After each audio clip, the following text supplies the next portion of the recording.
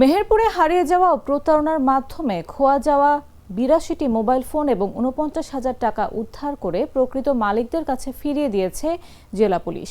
বৃহস্পতিবার বেলা 11:30টার দিকে জেলা পুলিশ কার্যালয় চত্বরে আনুষ্ঠানিকভাবে এসব মালামাল হস্তান্তর করেন পুলিশ সুপার উজ্জ্বল কুমার রায়। অনুষ্ঠানে অতিরিক্ত পুলিশ সুপার জামিনুর রহমান খান সহ পুলিশের ঊর্ধ্বতন কর্মকর্তারা উপস্থিত ছিলেন।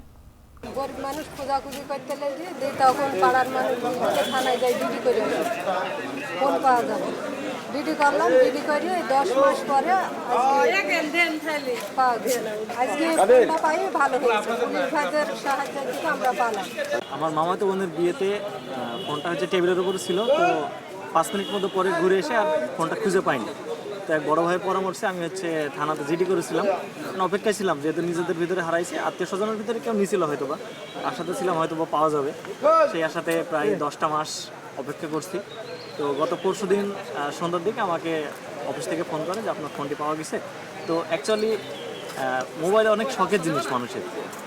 ফোনটা পাওয়ার পরে যে আবেগ বা যে অনুভূতিটা হয়েছে, এটা অ্যাকচুয়ালি আমি ভাষায় প্রকাশ করতে পারবো না।